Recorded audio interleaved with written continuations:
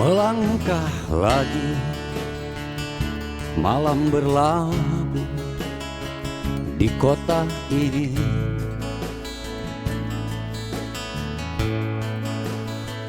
Kota cerita, kota sejarah, pesisir pantai. Meredup lampu jalan menghiasi roda kehidupan.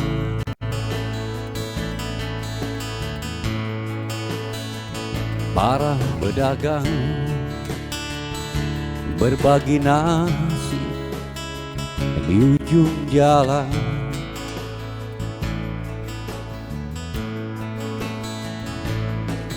Aku masih mengingatmu,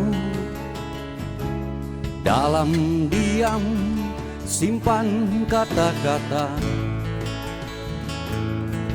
Aku masih menatapmu, dalam diam kotaku telah berubah.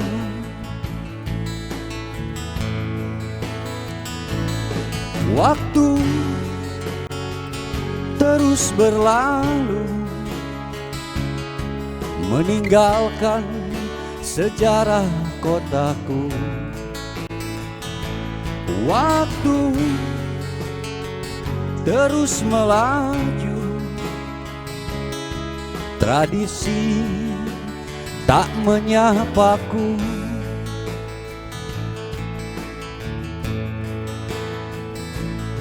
Suara gending merana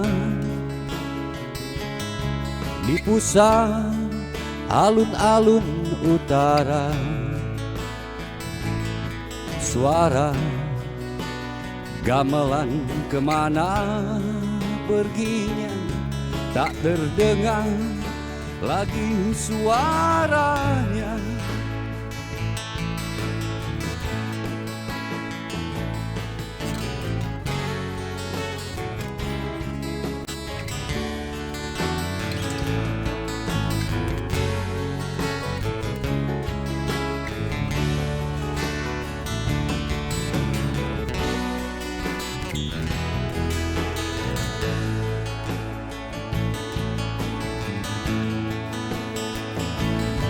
Waktu terus berlalu, meninggalkan sejarah kotaku. Waktu terus melaju, tradisi tak menyapaku.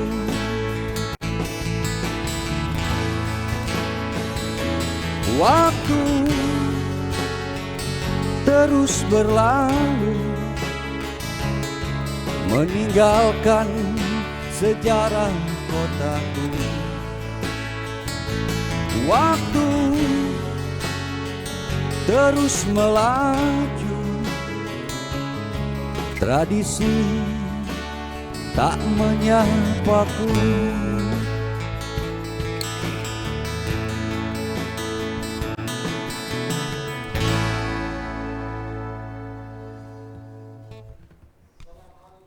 Warahmatullahi wabarakatuh. Salam Nusantara. Waduh, luar biasa. Kang Javi? Iya, siap. Waduh, lagunya menghanyutkan ya. Waktu terus melaju. Ya, tradisi ada di mana katanya? Iya. Tradisi tak menyapaku. Itu. Tradisi tak menyapaku. Suara Kenapa? gamelan kemana perginya? Iya, Apakah tak sudah terdengar lagi terlindas oleh suaranya. hiruk pikuk suasana zaman? Waduh, Ya. ini yang menyedihkan. Kita sapa Dan pemirsa itu dulu terjadi di nanti. mana-mana. Iya. Nusantara ya. Itulah Betul, Tiap daerah ya. tiap daerah seperti itu ya. Mudah-mudahan melalui Nusantara Berkisah ini bisa membuka kesadaran kita bersama. Amin. Untuk kembali menggemakan gamelan, menghidupkan Amin. tradisi. Betul. Amin. Untuk menata hati. Amin. Kita sapa dulu pemirsa. Kita terhanyut lagunya Kang Iya. Cepi sampai lupa memeriksa pemirsa. Oke pemirsa dimanapun Anda berada ya, jamaah YouTubia. Yang malam hari ini hadir bersama kami langsung dari Gedung Makara Art Center Universitas Indonesia. Ya. Saya Ngatawi Sastro Dan saya Tri Utami mengajak kita semua untuk bersama-sama berbagi rasa, bertukar pikiran, menyatukan cinta. luar biasa ya. Kalau penyair itu gitu loh. Iya. Kata-katanya mengalir terus. Iya, Dan itulah. Nusantara Berkisah memang hadir. Iya. Selalu menyapa Anda semua dimanapun Anda berada. Betul. Hari ini batasan itu Ya. apa antara ada Dan tiada. dan tiada. Menjadi tidak begitu jelas. Menjadi tidak begitu jelas. Tapi sebelumnya Mbak Tri, malam hari ini luar biasa loh kita. Karena Bersamaan dengan peringatan Isra Mi'raj Nabi Muhammad Sallallahu Alaihi Wasallam. Wah, jadi kita memperingati Isra Mi'raj sekaligus juga bertafakur melalui untayan nada dan kata. ya, Wah, kemarin juga hari musik, Mas. Oh iya. Kemarin itu juga musik. hari musik nasional. Ya. Dan itu juga ini menunjukkan bahwa seni itu tidak bisa dilepaskan dari kehidupan manusia. Betul. Pun bermunajat kepada Allah juga harus estetis. Iya. Itu kan? Karena Allah adalah zat yang maha estetis. Betul. Inna Keindahannya Allah jamil yuhibbul jamal. Itu dia dalilnya. Allah itu maha estetis dan menyintai estetika. Kang Javi, Iya siap. nanti kita ngobrol. Iya. Ya, dan malam hari ini kita juga akan berbincang dengan salah seorang intelektual, salah seorang dosen yang akan memberikan pencerahan kepada kita semua. Kita sapa kali ini Romo Moko atau Pak Dr. Haryat Moko. Selamat malam. Romo. Selamat malam Mas Sastro, Mbak Tri. Waduh, saya dengar suaranya Romo ini langsung bergairah lagi. Sehat. Sehat ya, aduh. Ya, vaksin. Ya, lama nggak ketemu kita sama Romo ini udah kangen banget. Jadi kita nih jamaah apa nih hari ini? Facebook ya, YouTube ya. YouTube ya, Ya. dan WhatsApp ya. oke, WhatsApp ya, Zoomia juga. Zoomia juga. Itu, Nah, betul. Ini Romo kita menjadi jamaah Zoomia malam hari ini Romo. Oke, saya akan bertanya ini kepada Romo Dr. Haryat Moko. Kemarin baru beberapa waktu yang lalu beliau meluncurkan buku soal pendidikan. Nah, ini luar biasa. Ini kayaknya diperlukan oleh Indonesia hari ini. Betul. Bagi- Nah, saya pengen Romo bercerita soal konteks pendidikan, terutama dalam era seperti sekarang ini ketika teknologi informasi begitu gencar. Nah, sementara di sisi lain pluralitas keberagaman di kita ini juga memerlukan perawatan. Gitu. Gimana Romo bisa menyampaikan hal ini, Romo? Kalau kita melihat ya, Ya. di dalam pendidikan ini yang menjadi sangat penting ke depannya, itu kan pendidikan ini harus fokus kepada pengembangan. Kalau nanti para ahli pendidikan biasanya tahu, orang yang belajar pendidikan biasanya tahu, guru juga tahu, yaitu fokusnya itu pada apa yang disebut taksonomi level 4, 5, 6 taksonomi Bloom. Oke. Ya. Itu Apa itu Romo? Nah, ini saya yang ingin menjelaskannya. Jadi di situ yang mau dijelaskan adalah kalau level yang pertama Ya. belajar di dalam pendidikan, proses pembelajaran itu hanya mengingat, menghafal. Oke. Lalu yang level yang tingkat kedua itu mengetahui. Mengetahui itu misalnya menafsirkan, memberi contoh, mengklasifikasi, ya, meringkas. Lalu yang ketiga menerapkan. Semua tahu menerapkan itu apa, bagaimana diterapkan. Itu level sampai 3. Ya. Maaf, ke depan 1 sampai 3 ini bisa diganti oleh komputer. Bisa diganti oleh Google. Ya. Dan Nah, Google ya Romo ya. Iya, dan 1, 2, 3 ini maaf ya, orang yang tidak mau terbuka dan tidak kritis. Kalau diajari hanya sampai level 3. Sedangkan orang yang mau terbuka, mau menerima perbedaan pendapat, mau juga melihat bahwa yang lain mempunyai pandangan yang lebih baik dari saya, yang mempunyai suatu kekasan, itu baru dicapai pada level yang keempat, yaitu menganalisis. lebih bagus lagi sampai mengevaluasi dan berkreasi. Di sana orang sudah mulai punya pendapat baru, punya pendapat yang berbeda, punya gagasan out of the box itu. Nah, kedepannya dengan pendidikan kita, dengan kemajuan perkembangan apa yang disebut sebagai industri 4.0 itu, kalau kita tidak menekankan pada level 4, yaitu menganalisis, lalu juga mengevaluasi dan kreasi, kita pekerjaan-pekerjaan itu sudah ditangani oleh komputer. Jadi orang yang tidak belajar masuk ke level 4, 5, 6, ya maaf, kesulitan mendapatkan pekerjaan dan sulit untuk mengikuti perkembangan zaman di dalam distribusi, kekayaan, dan sebagainya. Dan di situ zaman ya Rama ya? Ya. Itu, jadi di situ yang menjadi penting. Karena apa? Ternyata yang level analisis dan evaluasi itu menariknya apa? Disitulah orang justru akan maju ketika dia mau menerima perbedaan, perbedaan pendapat. Orang dan karena itu justru dibutuhkan kerjasama. Ke depan itu bukan lagi single fighter, tetapi yang dipentingkan adalah kemampuan menciptakan kecerdasan kolektif. Nah, kecerdasan kolektif ini membutuhkan kerjasama, membutuhkan jaringan, kemampuan untuk bisa bergaul dengan siapa saja, kemampuan komunikasi. Nah, sebetulnya bangsa Indonesia yang bineka ini sebetulnya harusnya sejak kecil sudah dilatih untuk menerima perbedaan. Ini sebetulnya aku mau bertanya soal ini tadi, relevansinya dengan keberagaman Indonesia, keberagaman Nusantara. Ini bagaimana? Apakah kita bisa menggali nilai-nilai yang ada di Nusantara ini untuk menjaga, merawat, memelihara keberagaman ini terkait dengan tantangan depan itu tadi, Romo? Saya kira justru ini menjadi sangat relevan. Karena apa? Karena apa? Kalau Mas Sastro masih ingat ya, yang dikatakan bahwa apa yang disebut sebagai pendidikan itu mengandaikan, kalau oleh Pierre Bourdieu dikatakan habitus. Habitus itu sikap, kecenderungan, keterbukaan ya. Jadi suatu misalnya begini loh, jujur itu habitus, itu hasil pendidikan. Cekatan itu habitus, ya. Cekatan itu bisa dibuat-buat, itu tidak bisa dibuat-buat. Tidak bisa. Maka kalau kita sudah bisa, dan pandangan terbuka itu habitus.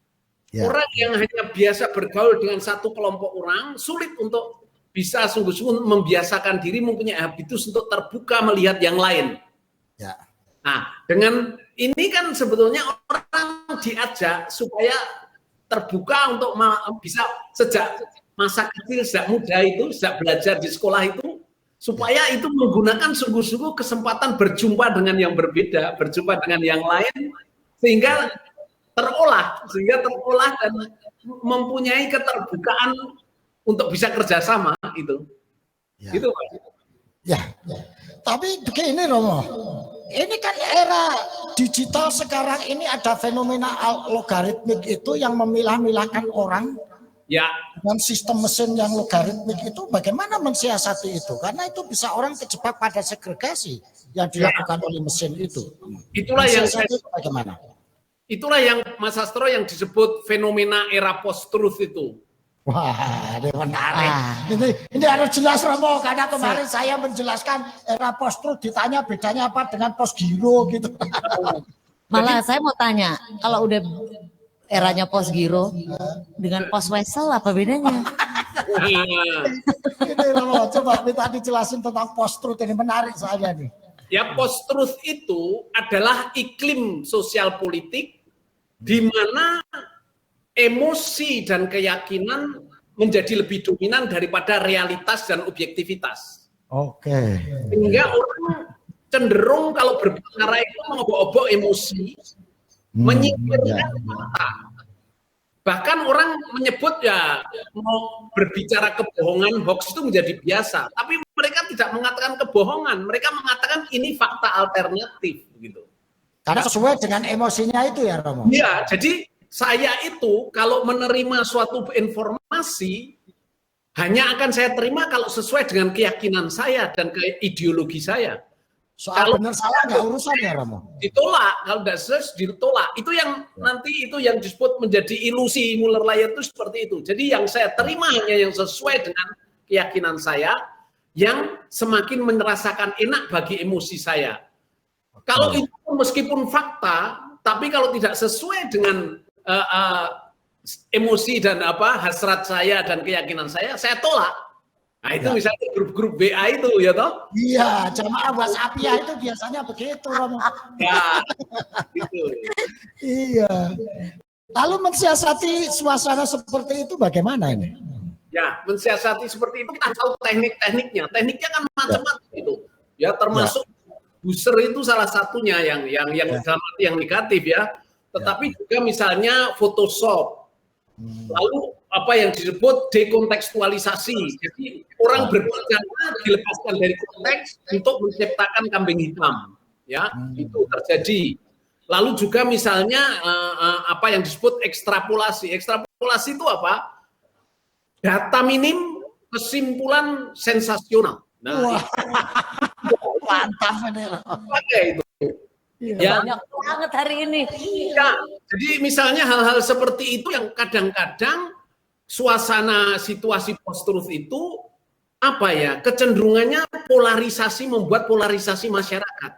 Masyarakat menjadi terpecah karena mereka justru dalam post-truth itu kecenderungannya mengintensifkan prasangka negatif. Ya, mengintensifkan prasangka negatif. Itu berbahaya di dalam era post-truth itu.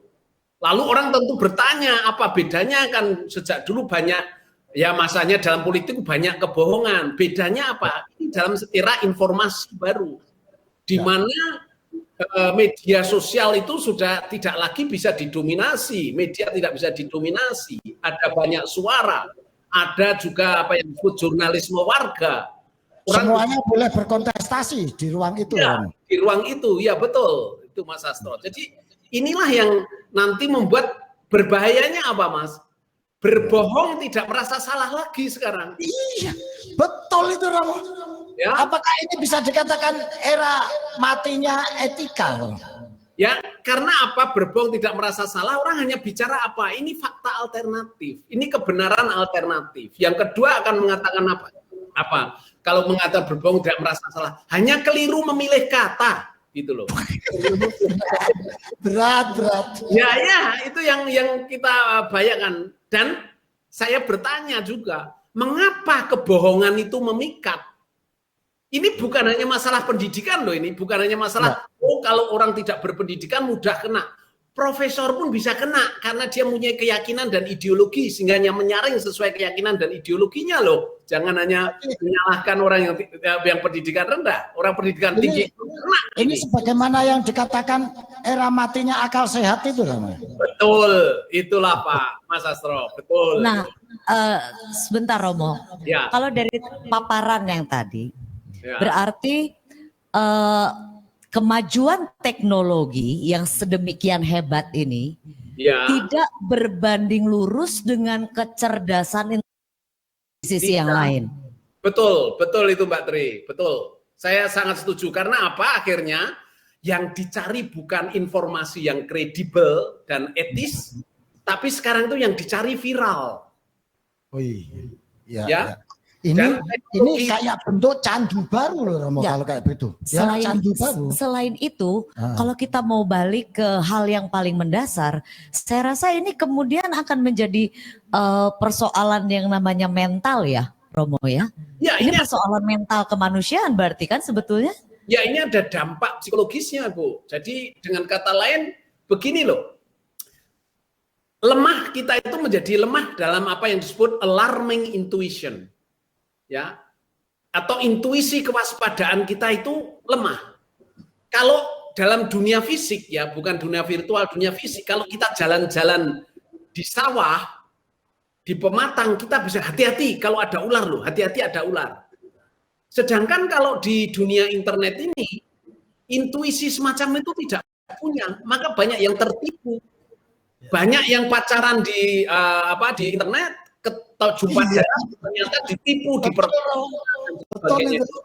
Ya, itu yang lemah di dalam alarming intuition. Nah, itu yang kita harus menghadapinya, bagaimana supaya orang, kalau saya itu mengusulkan ke Kementerian Pendidikan bahwa sejak SMP paling tidak itu yang dinamanya media literacy, ya, digital literacy, media literacy itu wajib itu loh, supaya menumbuhkan alarming intuition dan orang tidak mau dipecah belah itu loh, tidak lagi hanya mau diobok-obok emosinya, ada pemikiran kritis untuk bisa dilatih, untuk dibiasakan bertanya, bukan lagi hanya bertanya pernyataan benar salah, tapi siapa yang mengatakan. Lalu pertanyaan yang kedua, apa kepentingannya mengatakan itu? Lalu orang dilatih untuk melihat tidak pernah namanya informasi itu netral. Informasi selalu interpretasi. Lalu orang gitu ada kepentingan di balik yang menyampaikan informasi itu. Betul. Nah, kalau menarik sekali ini malam hari ini, tapi kita akan melanjutkan nanti perbincangan Mbak Tri. Harus dilanjutkan, ini belum selesai, belum masih panjang sekali. Romo, jangan kemana-mana dulu loh Romo. Ini kita akan menyaksikan dulu dari teman mahasiswa ya Mbak Fadilah dari Fakultas Psikologi Universitas Indonesia yang akan memainkan suatu lagu dengan piano. Wah. Judulnya apa Mbak? Judulnya apa Mbak? Pakai mic. Apa Mbak judulnya? Terlanjur Mencinta. Aduh, ampun deh. Luar biasa. Ini bentuk lain ini dari post-truth ini. Ramo, kita tunggu ya Ramo. Nanti kita selingi lagu ini. Ikut menikmati. Fadilah dalam Terlanjur Mencinta.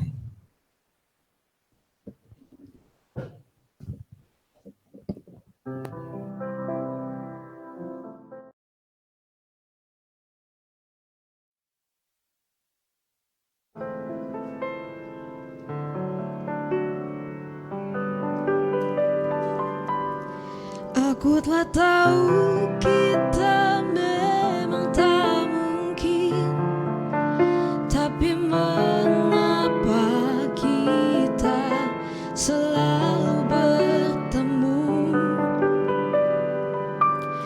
Aku telah tahu hati ini harus menghindar, namun kenyataan ku tak bisa.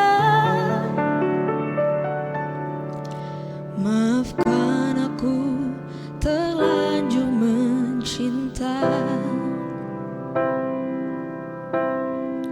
Senyuman itu hanyalah menunda luka yang tak pernah kuduga.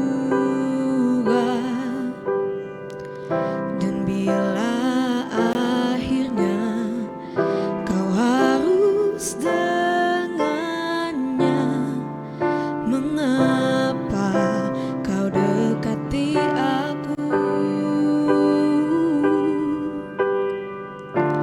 Kau membuat semuanya indah, seolah takkan terpisah.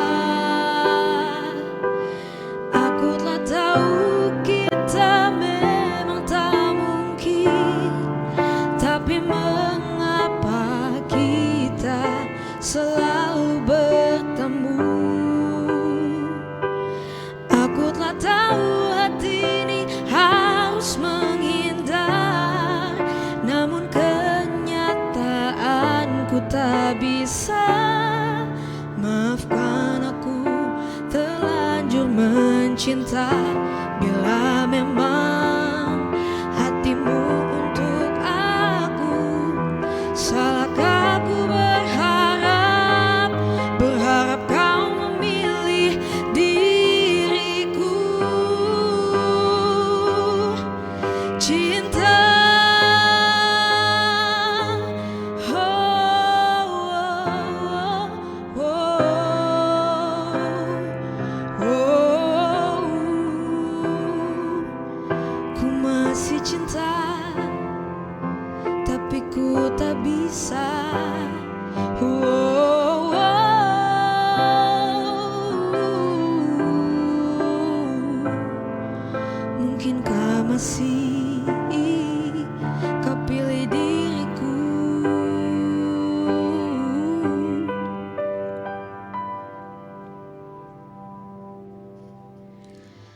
Aku telah tahu kita memang tak mungkin, tapi mengapa kita selalu bertemu? Aku telah tahu hati ini harus menghindar, namun kenyataanku tak bisa. Maafkan aku,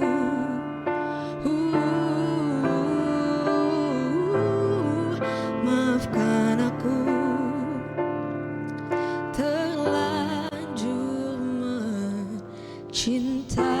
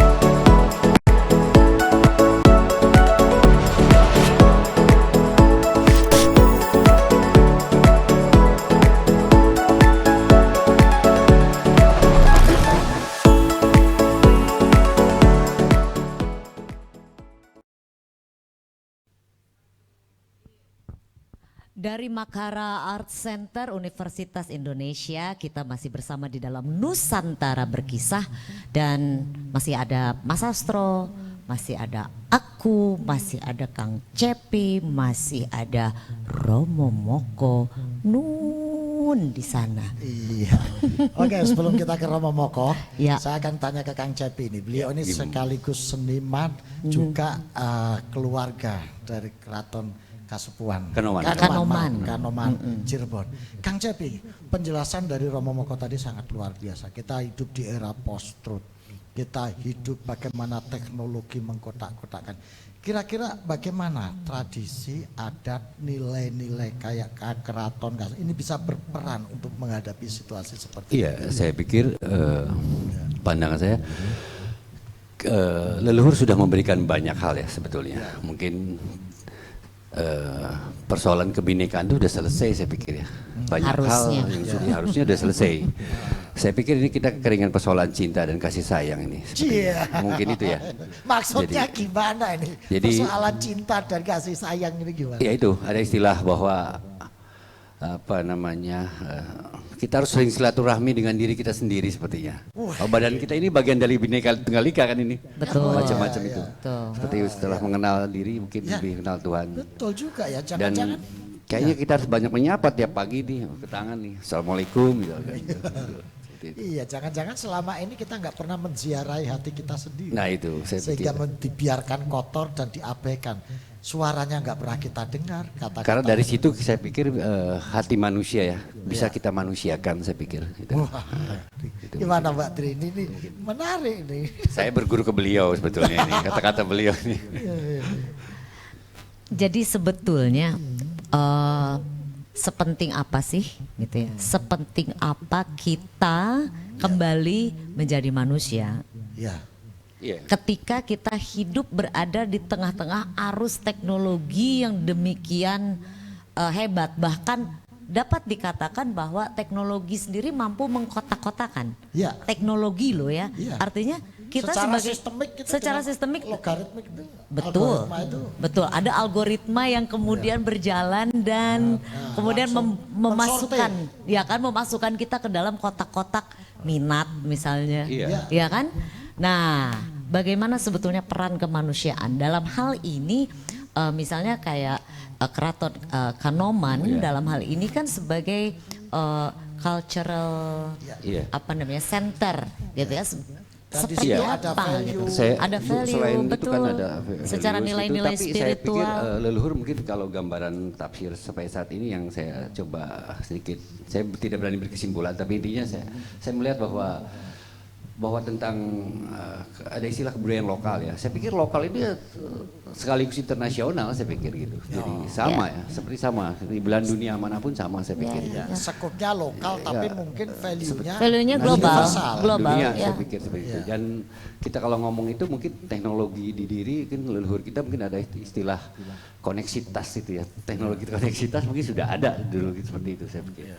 Tinggal bagaimana ini kita mempelajari itu kembali, mempelajari tentang itu. Bagaimana memasa depankan masa lalu itu ya saya pikir itu. Oh, ini menarik ini. itu mungkin ya. Ini menarik ini.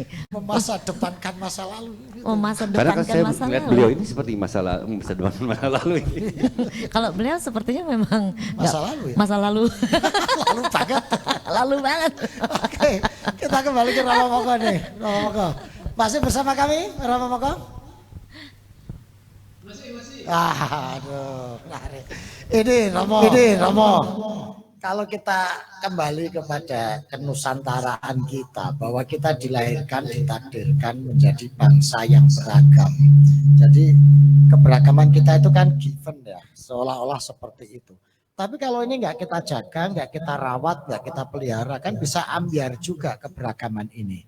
Bagaimana situasi keberagaman ini dihadapkan dengan kondisi teknologi, konstruksi budaya dalam era post-truth itu tadi, Om? Oke, saya ingin menyambung pernyataan Mas Cevi tadi. Ya, Yang pertama waktu mengatakan ini butuh cinta. Ya, kalau mendengar enggak yang saya katakan ini ya? Oh, dengar banget. Jelas banget, oh, Jelas Romo, jelas Romo. Nanti Terima kalau kasih. suaranya hilang kita lapor ke KPU nanti. Suaranya hilang. Nah, maksud saya begini loh. Kan tadi saya sudah menyinggung mengenai apa yang disebut ilusi Müller-Lyer. Ilusi Müller-Lyer itu saya hanya akan mengikuti yang sesuai dengan keyakinan saya. Kalau orang sudah punya keyakinan dan orang sudah punya suatu ideologi, susah untuk diubah. Jadi realitas atau objektivitas atau pengetahuan yang objektif macam apapun tidak akan kena. Kenanya apa? Kalau orang yang bersangkutan merasa diapresiasi, merasa dicintai, dan yang menyapa adalah orang yang dia merasa bahwa dia care pada dia. Nah, ini nanti kaitannya dengan budaya. Ini kaitannya dengan budaya-budaya yang tadi dikatakan sebagai local wisdom, seperti Kanoman, seperti Sultan. Itu apa? Budaya-budaya lokal itu sebetulnya ruang publik tidak diskriminatif. Mengapa saya katakan begitu? Karena semua dari bermacam agama bisa masuk ke situ merasa salah satu bagian dari yang kita masuki. Bagi saya budaya lokal itu salah satu sarana ruang publik di mana komunikasi bisa berjalan.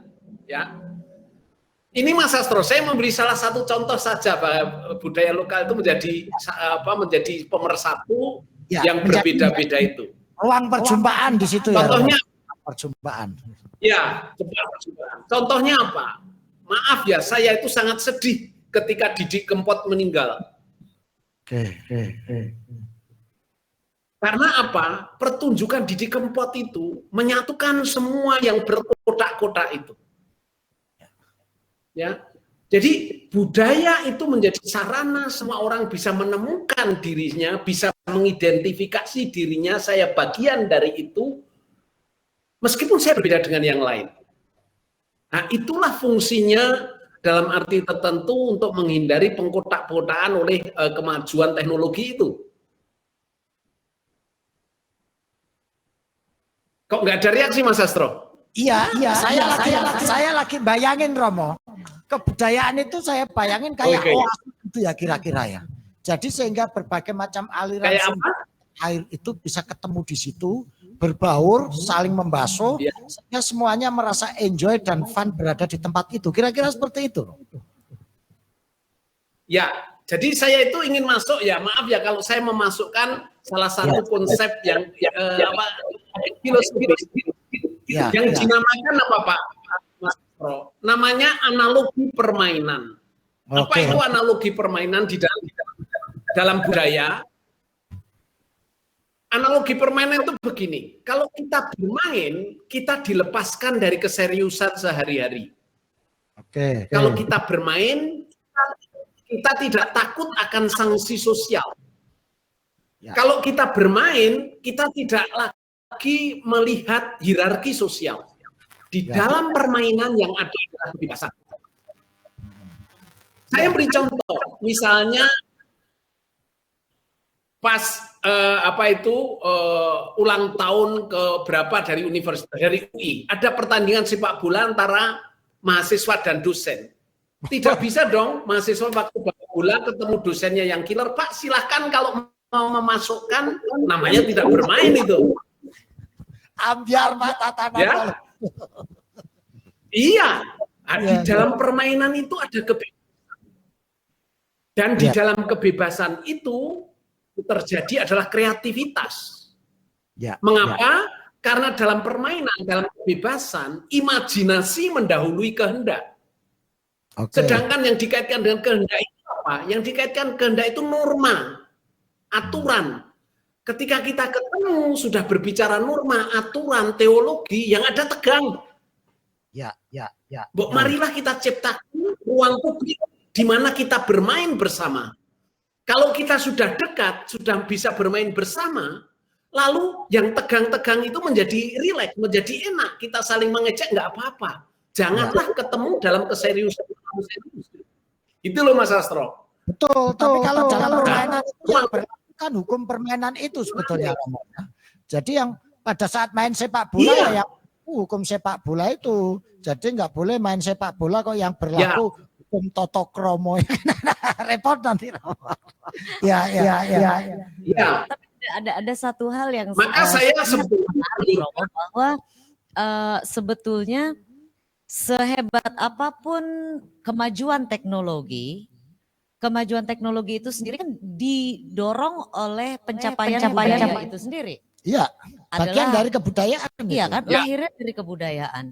Yang saya tangkap sejauh mana kesadaran kemanusiaan dapat mengendalikan itu juga, bahwa teknologi adalah produk budaya, produk dari hasil karya cipta manusia, dan kesadaran kemanusiaan atas kecerdasan itu sendiri yang sebetulnya bisa mengatasi itu. Bukankah demikian, Romo? Betul. Maka saya sering mengusulkan di dalam tahap pendidikan itu ada yang namanya bukan lagi hanya mata pelajaran serius, matematika, Inggris dan sebagainya, tetapi ada live in, ada insertion, ada community service. Jadi nanti dalam penilaian kalau mau masuk ke jenjang yang lebih tinggi, kita akan bertanya berapa jam per bulan Anda bekerja atau mengalami live in dengan orang yang berbeda agama dengan kamu. Wah, berapa jam per bulan? Berapa jam per bulan Anda bekerja untuk rumah orang-orang lansia? Berapa jam per bulan kamu bekerja untuk taman publik? Jadi community service dan juga perhatian pada orang dilatih. Ini learning by doing, bukan lagi diajarkan. Ya. Sehingga di situ tumbuh kepedulian kepada yang lain, tumbuh kepada kebinekaan, tumbuh terhadap apa yang disebut sebagai yang terpinggirkan, mereka yang miskin, mereka yang menderita. Lalu di situ orang melihat apa? Melihat teknologi bukan lagi untuk keberhasilan saya, tapi bagaimana itu membantu mereka yang terpinggirkan. Ya, misalnya itu fintech itu loh, fintech apa Kita Bisa itu loh. Ya. Itu kan bentuk altruisme anak-anak muda sehingga mereka mengumpulkan sumbangan untuk membantu mereka yang terpinggirkan. Jadi di sini teknologi lalu diarahkan menjadi lebih manusiawi. Nanti kalau kita melihat yang lebih menarik lagi dari apa yang disebut oleh yang diinisiasi oleh masyarakat Jepang dengan apa yang disebut Society 5.0, itu adalah cara memanusiawikan teknologi 4.0. Bagaimana semua diarahkan kepada kepentingan manusia. Bagaimana itu kepedulian manusia. Bagaimana memudahkan supaya yang lansia bisa nyaman, mereka yang terpinggirkan juga mendapatkan gilirannya dan sebagainya. Itu menarik bagi saya. Bahwa ada upaya untuk menekuk supaya jangan lagi hanya teknologi demi teknologi dan hanya dikendalikan oleh kapitalisme gitu loh. Tapi lebih memanusiawikan teknologi. Ramo.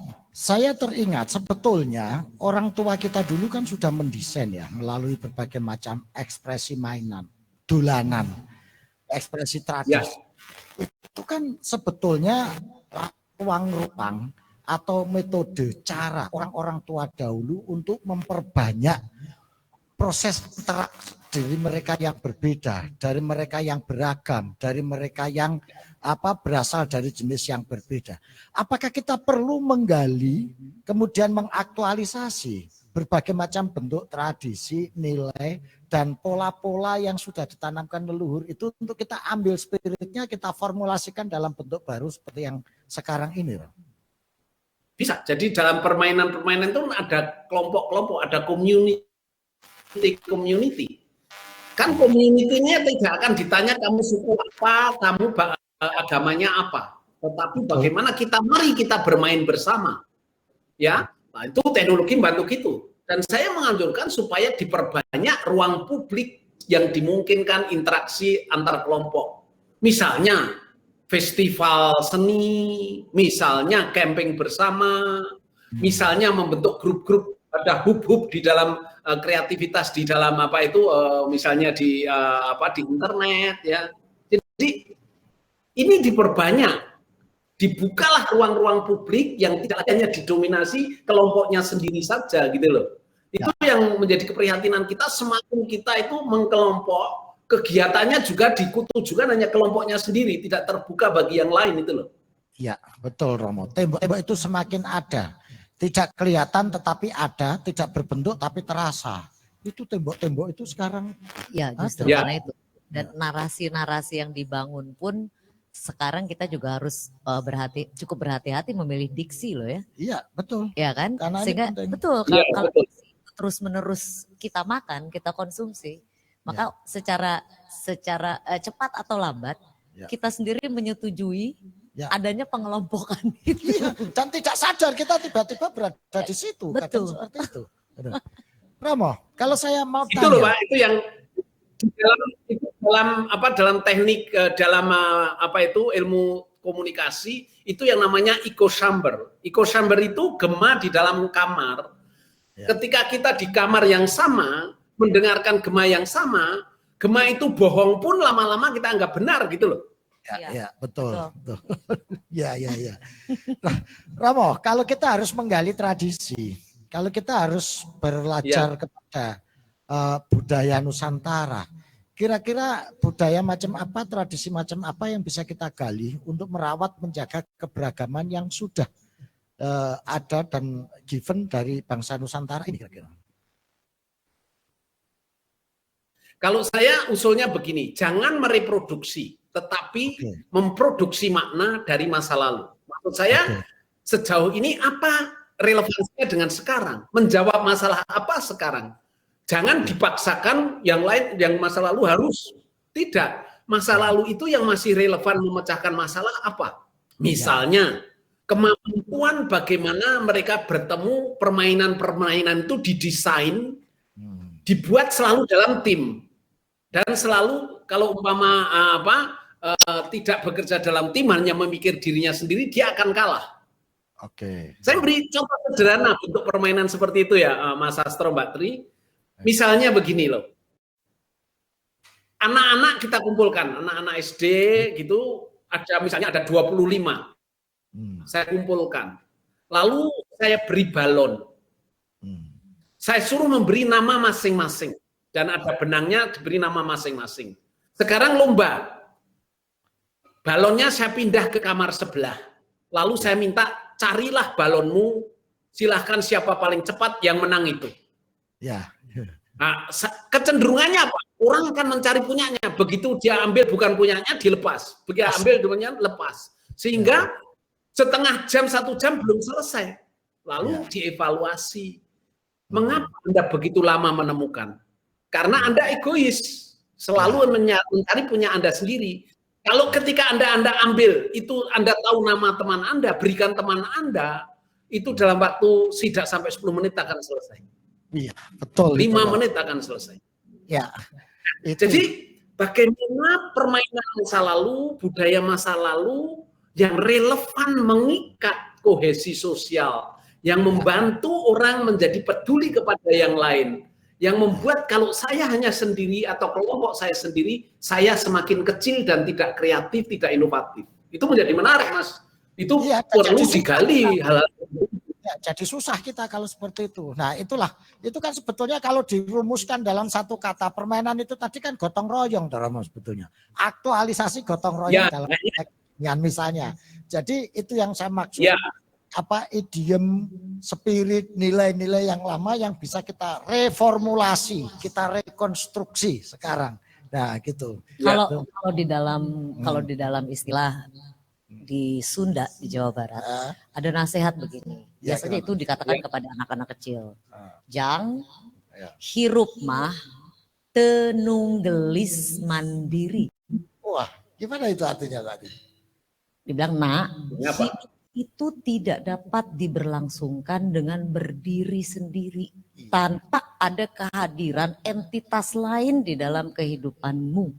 Karena dirimu juga merupakan bagian dari sebuah entitas yang menyokong kehidupan yang lain. Betul. Demikian. Adanya kamu karena aku, adanya aku karena kamu. Ya, adanya Mas Sastro kan karena saya sebut sebagai Mas Sastro. Kalau tidak ada orang lain, apakah Mas Sastro perlu nama? Iya. Tidak, bahkan nama saja tidak perlu. Menarik sekali Romo. Terima kasih sudah hadir di tengah-tengah kita. Waduh, kapan-kapan kita harus ketemu langsung ini untuk ngobrol secara lebih santai lagi. Kalau saya mau ini, Romo izinkan saya melamar jadi murid, boleh Mo? Nah, ya.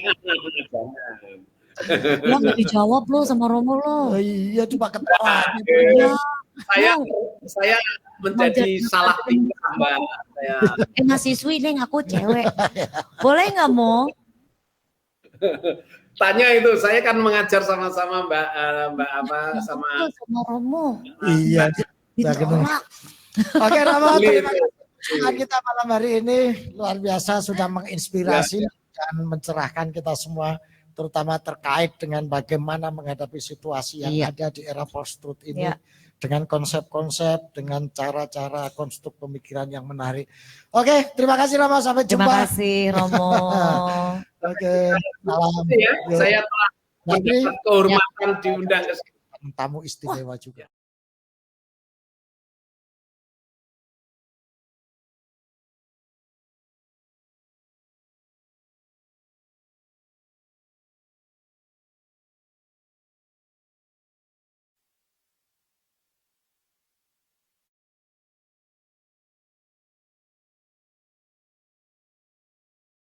Baik. Kita malam hari ini akan mendengarkan suara merdu Mas Iweng. Baik, ya, baik. tidak hanya menghibur kita yang ada di sini, tetapi juga teman-teman yang ada di YouTube, yang pemirsa di TV Sultan TV juga akan mendengarkan untayan nada dari Mas Iweng. Oke? Monggo, silakan. Silakan Mas Iweng. Yuk.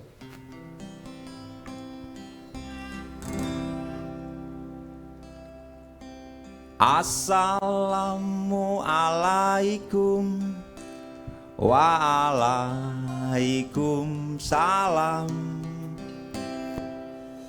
Salam salam sejahtera, salam salam namo buddhaya. Salam damai berkah dalam, salam salam Om Swastiastu. Salam salam Wije Tung Tien, salam salam salam rahayu. Salam cinta, salam kasih, salam damai Indonesiaku.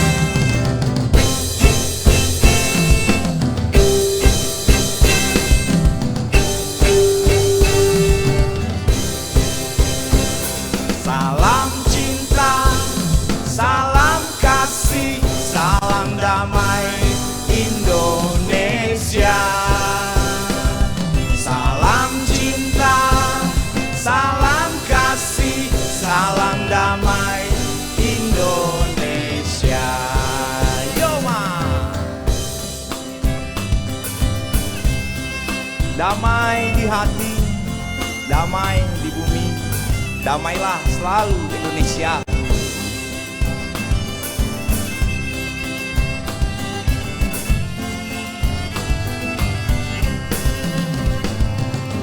Assalamualaikum waalaikumsalam.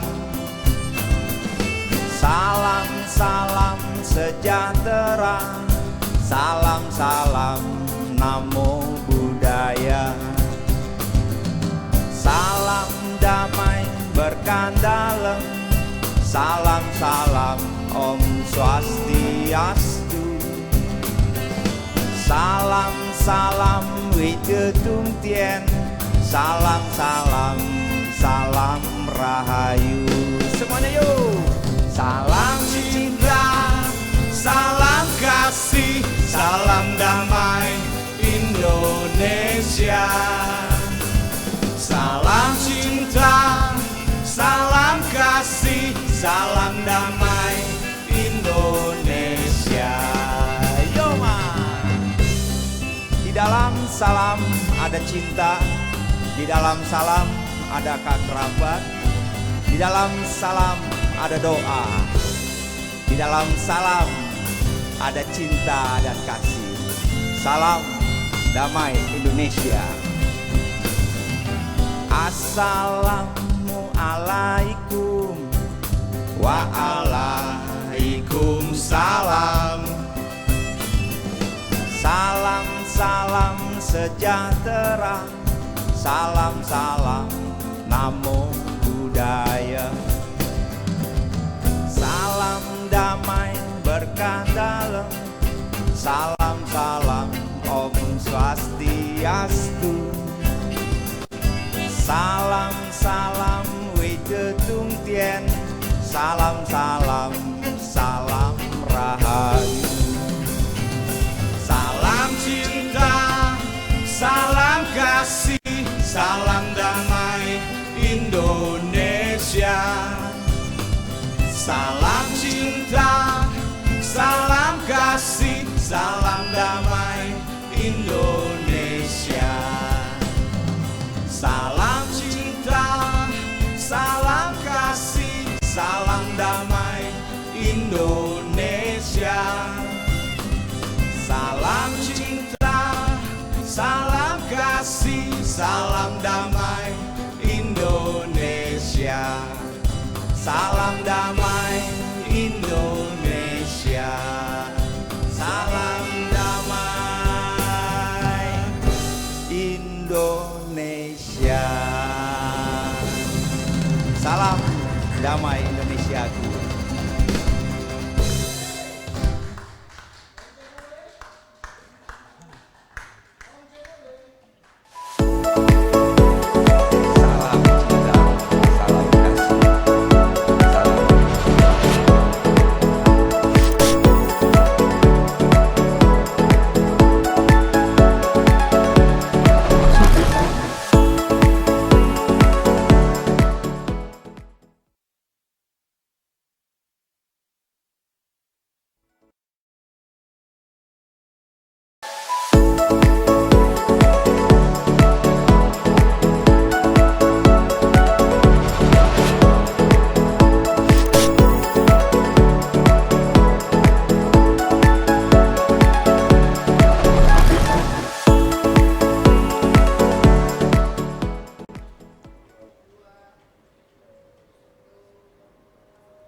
Siapa kita? Indonesia, NKRI, harga mati, Pancasila, jaya sakti, Bhinneka Tunggal Ika. itu kami.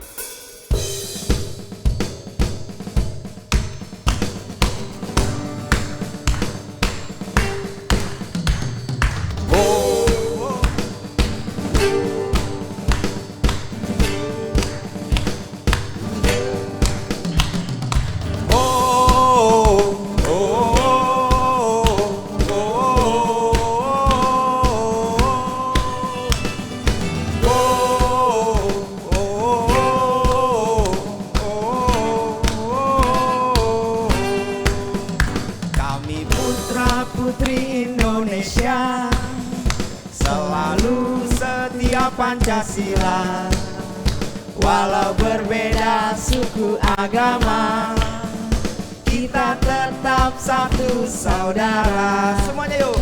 Kami putra putri Indonesia, selalu setia Pancasila, walau berbeda suku agama, kita tetap satu saudara. NKRI, harga mati, Pancasila, jaya sakti, Bhinneka Tunggal Ika, itu kami. NKRI, harga mati, Pancasila, jaya sakti, Bhinneka Tunggal Ika, itu kami. Ayo.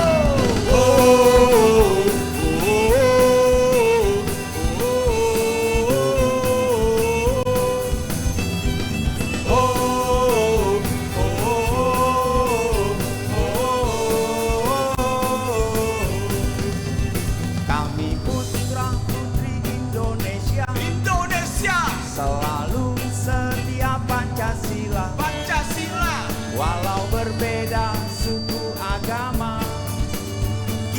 tetap satu saudara. Yo NKRI, Harga mati Pancasila, Jaya Sakti, Bhinneka Tunggal Ika. itu kami.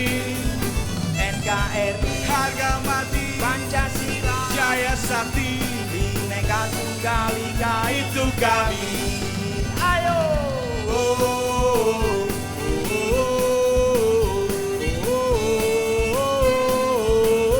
Pancasila, satu, ketuhanan yang Maha Esa. Dua, kemanusiaan yang adil dan beradab. Tiga, persatuan Indonesia. Empat, kerakyatan yang dipimpin oleh hikmat kebijaksanaan dalam permusyawaratan perwakilan. Lima, keadilan sosial bagi seluruh rakyat Indonesia.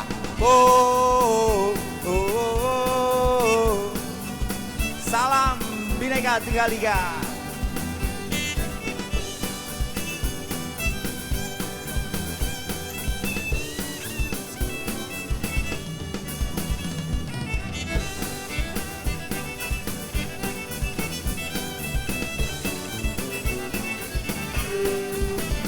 Kami putra putri Indonesia, berbeda tetap satu jua, terikat di antara pertiwi serta Garuda yang abadi.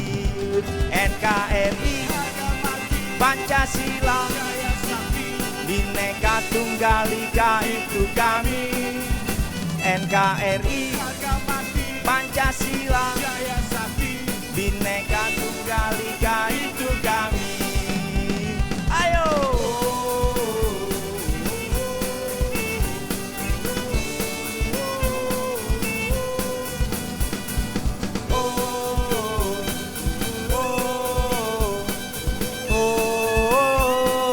Semuanya yo. NKRI, Harga mati Pancasila, Jaya Sakti, Bhinneka Tunggal Ika itu kami. NKRI, Pancasila, Jaya Sakti, Bhinneka Tunggal Ika itu kami.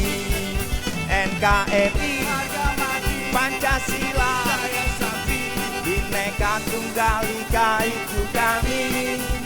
NKRI, harga mati Pancasila, Jaya Sakti, Bhinneka Tunggal Ika itu kami.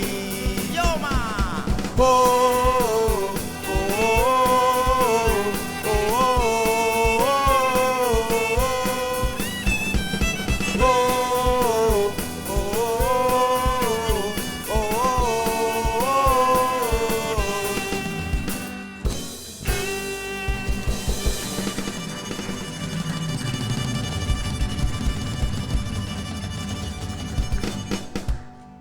Siapa kita?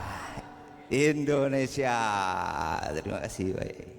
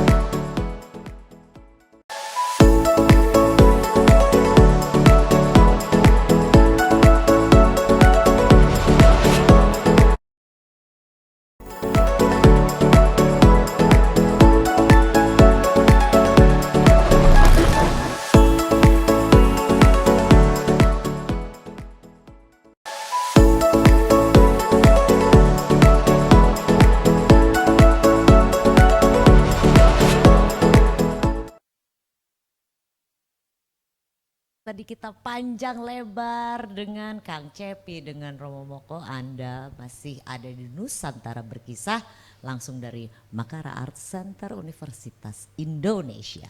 Dan malam hari ini kita juga kedatangan salah seorang tamu istimewa, generasi muda, aktivis, luar biasa, mahasiswa. Wah, ini hadir di tengah-tengah kita. Yuk kita sambut kali ini kehadiran Mas Jeffrey Edi Irawan Gultom. Yuk. Selamat malam Mas Jeffrey. Waduh. Iya, ini cara salaman zaman post-truth. Iya. Oke, ini mic-nya Mas Jeffrey. Apa kabar? Sehat Mas Jeffrey? Ya, puji Tuhan, Ya. sehat. Beliau ini adalah Ketua Umum GMKI. Wah, luar biasa, Gerakan Mahasiswa Kristen Indonesia. Nah, ini masih Cipayung ya, berarti masih kelompok Iya, Cipayung masih ya? kelompok Cipayung. Iya. Oke, Mas Jeffrey, terima kasih malam hari ini sudah hadir menemani pemirsa semuanya dalam acara Nusantara Berkisah. Ya, saya juga terima kasih nih diundang ini. Wah, Kalau dilihat dari namanya pasti orang Solo ya. Iya, orang Solo. Saya kelahiran Papua. Oh. Iya, di Merauke, tapi aslinya ya Batak saya. Oh. Ini tanda anak Indonesia. Iya, Iya kan? Batak Lahirnya di Papua, sekolah di Jakarta. Iya. Nah, Iya. luar biasa. Mas Jeffrey, kita pengen ngobrol-ngobrol nih. Boleh. Bahwa Boleh. kan Nusantara ini, Indonesia ini, keberagamannya sudah menjadi fitrah. Iya. Kita bangsa yang diciptakan, dilahirkan tiba-tiba, bukan tiba-tiba sih, dalam situasi kondisi yang beragam ini. Artinya keberagaman kita ini memang given. Iya. Sudah ditakdirkan seperti ini. Betul. Tetapi kan keberagaman ini kalau nggak kita jaga, nggak kita pelihara, kan ini bisa rusak. Nah, sebagai seorang aktivis generasi muda mahasiswa, bagaimana sih Kang Jeffrey, orang panggilnya Akang nih kumaha eta. Bung Jeffrey, Iya. memahami tentang kebinekaan Nusantara ini. Jadi begini Mas, saya mulai dulu dari pantun. Ya. Jalan-jalan ke Kota Baru. Ya, Mbak Tri. Cakep, Jangan lupa beli sepatu. cakep, Kalau Indonesia mau maju, cakep. kebinekaan nomor 1. Ay, sedap. Wah, Sedap bener. Iya. Jarang sekali loh. Jarang banget. Biasanya orang Batak nggak pakai pantun. Iya. Biasanya orang Batak langsung tembak aja. Pakai pantun dia. luar biasa nih. Jadi Mas, Mbak Tri, saya melihatnya ada 3 prinsip kehidupan menurut saya. Yang pertama itu humanisme. Bagaimana kemudian semua manusia itu ya hakikatnya ciptaan Tuhan itu mau dihargai. Ya. Kemudian dia akan bergeser ke humanitas. Artinya setiap individu itu akan saling berinteraksi karena tidak bisa hidup sendiri. Begitu. Kemudian yang terakhir itu humaniora. Bagaimana kemudian saling antar individu itu saling membangun kolaborasi seperti tadi yang dibilang juga sama Mas Ngalawi itu gotong royong untuk mencapai tujuan yang dicita-citakan. Saya pikir itu. Jadi bagaimana kemudian kebinekaan itu harus saling menghormati satu sama lain tanpa adanya diskriminasi. Jadi perbedaan itu adalah anugerah. Nah, itu dia. Perbedaan itu adalah anugerah. Oh, beda kalau anak muda itu kayak ini generasi baby boomers itu.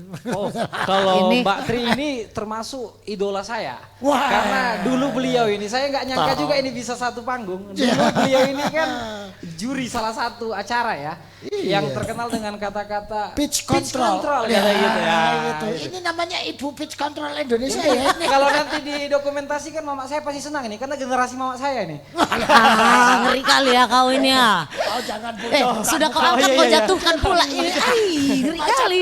Ada kau ini.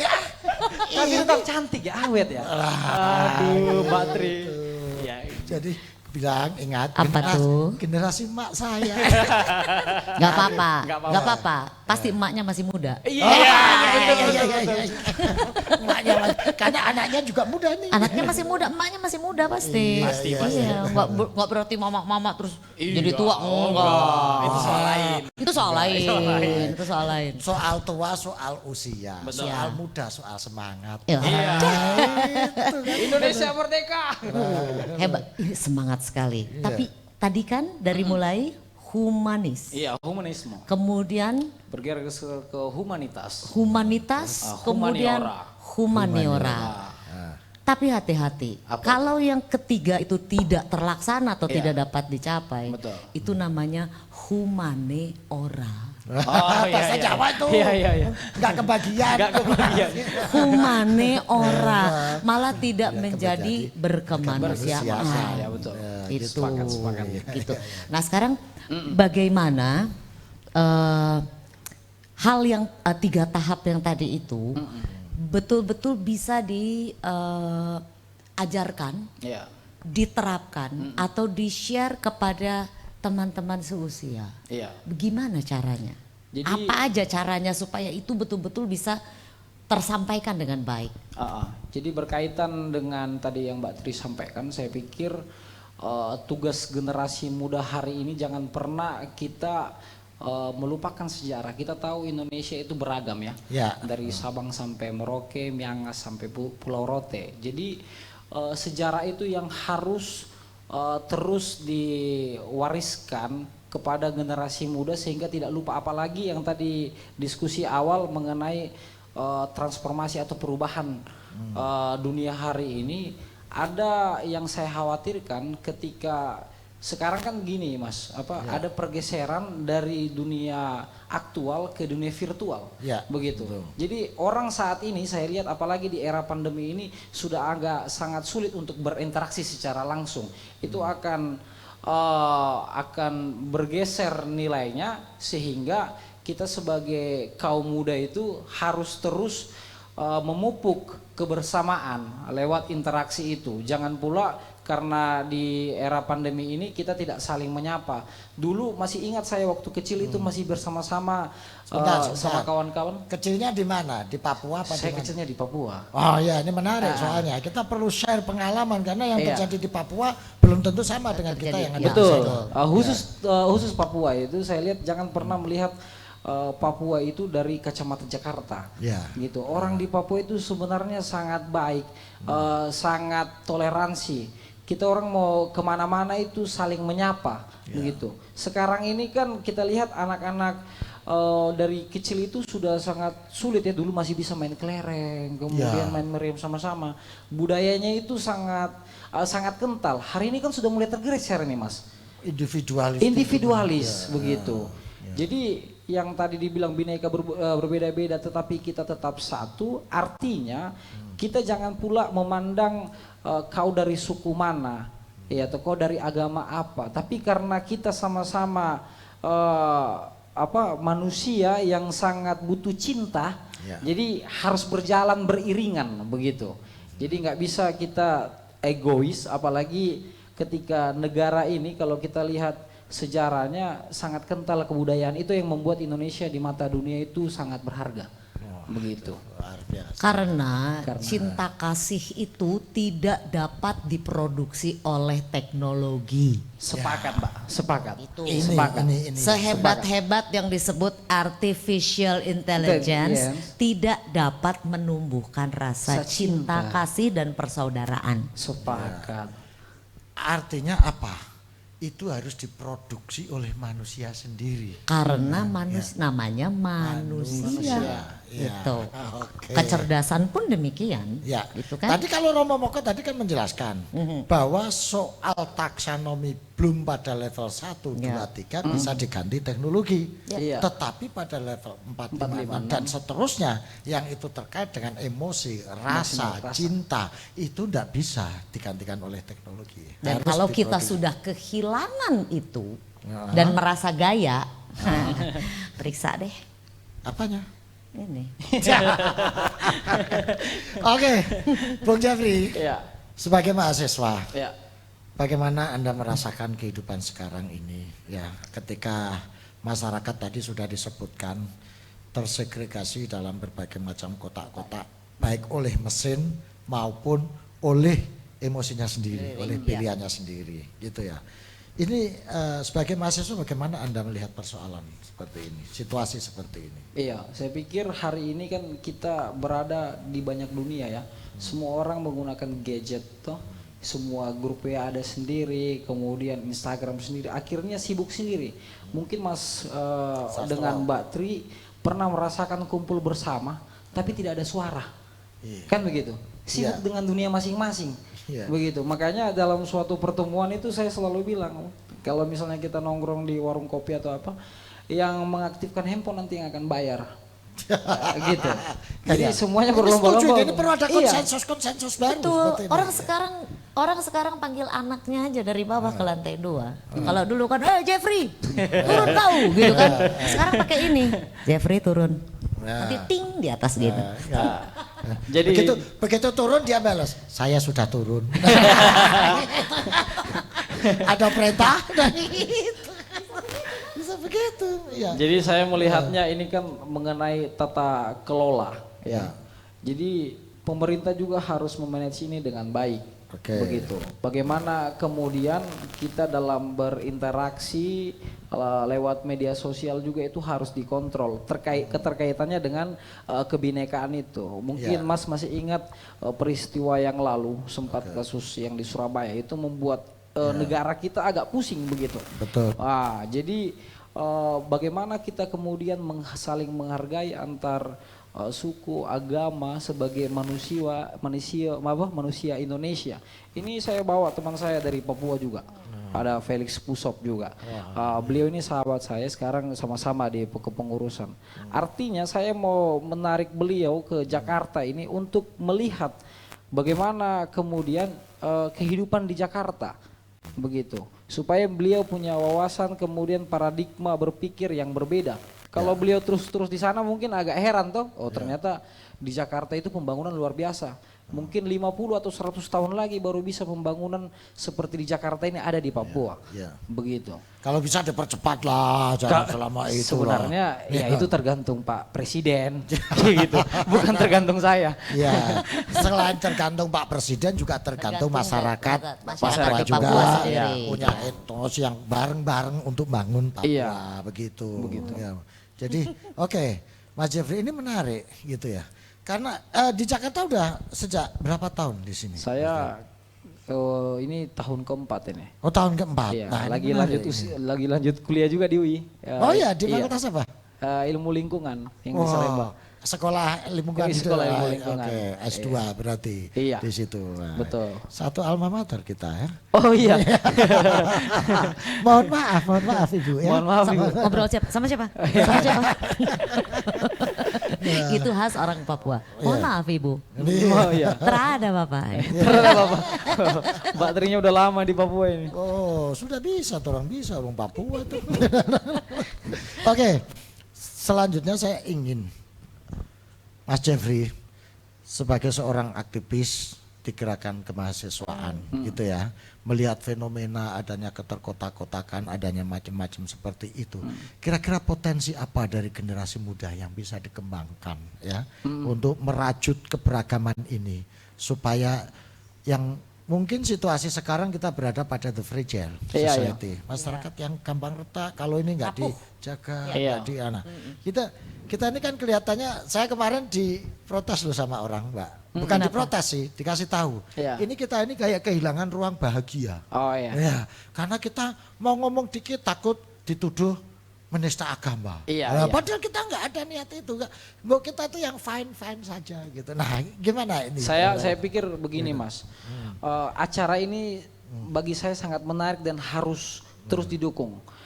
Salah satu tadi alasan yang membuat supaya bisa menjawab pertanyaan Mas itu, bagaimana kemudian kita membuat semacam dialog kultural, kemudian festival kebudayaan. Nah, ini kan sekarang sudah mulai jarang ini. Bagaimana kemudian Mbak Tri bisa makan papeda, nikmat begitu. Kemudian orang Papua bisa menerima lapet di misalnya di Medan, kemudian Gudeg Jogja, gudeg Jogja gitu. Gudeg.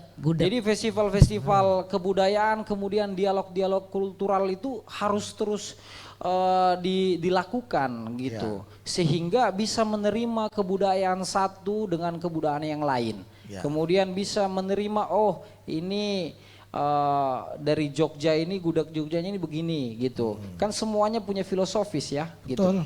Jadi saya pikir hal-hal itu bisa dimulai dan dilakukan. Kemudian terkait juga ini persoalan edukasi. Yang tadi Mas bilang, kita mau bicara atau mengeluarkan pendapat ini kena undang-undang ITE terkait apa penistaan misalnya.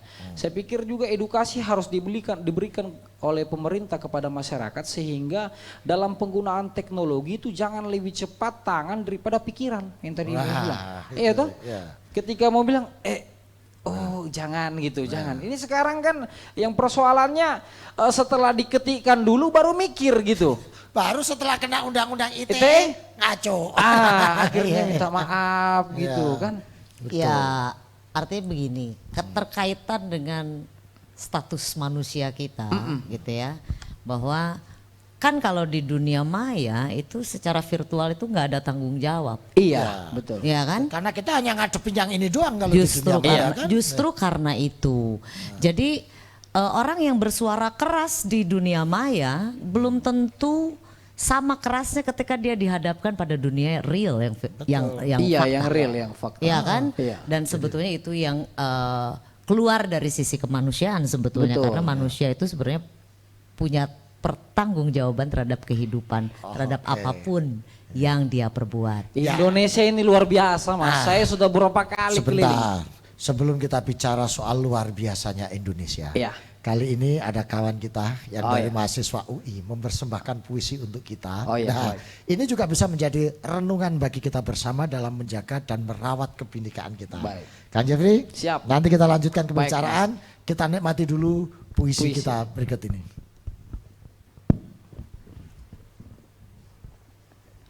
Baik, Assalamualaikum warahmatullahi wabarakatuh. Selamat malam semuanya. Malam hari ini saya akan membacakan puisi karya Gusmus atau biasa dikenal Kiai Haji Ahmad Mustafa Bisri dengan judul Kau Ini Bagaimana atau Aku Harus Bagaimana.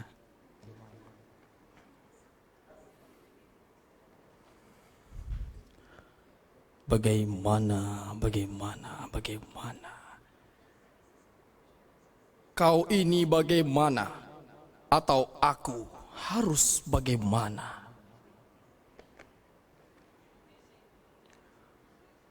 Kau ini bagaimana? Aku bilang aku merdeka, kau memilihkan untukku segalanya. Kau suruh aku berpikir, kau tuduh aku kafir. Aku harus bagaimana? Kau bilang bergeraklah, aku bergerak, kau curigai. Aku bilang jangan banyak tingkah, aku diam saja, kau waspadai. Kau ini bagaimana? Kau suruh aku memegang prinsip, kau tuduh aku kaku. Kau suruh aku toleran, kau bilang aku pelin-pelan. Aku harus bagaimana? Aku suruh kau maju, aku maju. Kau selimpung kakiku. Aku suruh aku bekerja, kau ganggu aku. Kau ini bagaimana? Aku suruh kau bertakwa, kau suruh aku bertakwa. Khotbah keagamanmu membuatku sakit jiwa. Aku suruh kau mengikuti, kau suruh aku mengikutimu. Langkahmu tak jelas arahnya. Aku harus bagaimana? Aku kau suruh menghormati hukum, kebijaksanaanmu menyepelekannya. Aku kau suruh berdisiplin, kau mencontohkan yang lain. Kau ini bagaimana? Kau bilang Tuhan sangat dekat, kau sendiri memanggil-manggilnya dengan pengeras suara setiap saat. Kau bilang kau cinta damai, kau suka damai. Kau ajak aku setiap hari bertikai. Kau ini bagaimana? Kau suruh membangun, aku membangun, kau merusaknya. Kau suruh menabung, aku menabung, kau menghabiskannya. Kau ini bagaimana? Kau suruh aku menggarap sawah-sawahku, kau tanam rumah-rumah. Kau bilang aku harus punya rumah, aku punya rumah, kau ratakan dengan tanah. Aku harus bagaimana? Kau larang berjudi, permainan spekulasi menjadi-jadi. Kau suruh bertanggung jawab, kau sendiri terus berucap Allah lam bisawab. Kau ini bagaimana?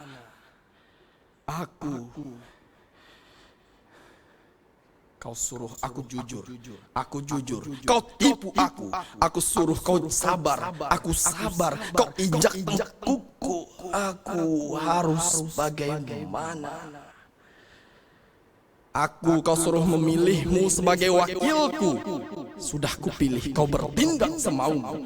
Kau bilang kau selalu memikirkanku. Aku sapa saja, kau merasa terganggu. Aku harus bagaimana? Kau ini bagaimana? Kau bilang bicaralah, aku bicara. Kau bilang aku ceriwis. Kau bilang jangan banyak bicara, aku bungkam. Kau tuduh aku apatis. Aku harus bagaimana? Kau bilang kritiklah, aku kritik, kau marah. Kau bilang carikan alternatifnya, aku kasih alternatif. Kau bilang jangan mendikte saja. Kau ini bagaimana? Aku bilang terserah kau tidak mau. Aku bilang terserah kita, kau tak suka. Aku bilang terserah aku, kau memakiku. Kau ini bagaimana? Atau aku yang harus bagaimana? Terima kasih.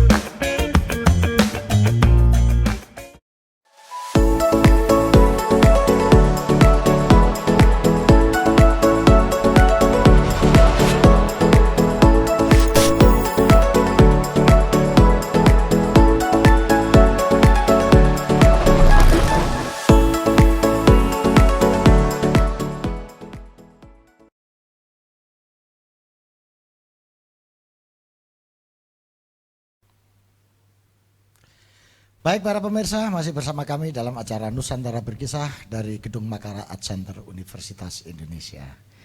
Luar biasa Mbak Tri, puisinya itu loh, saya ingat betul ini puisi Gusmus ini. Jadi Gusmus memang luar biasa kalau bikin puisi. Banyak yang tersindir kayak.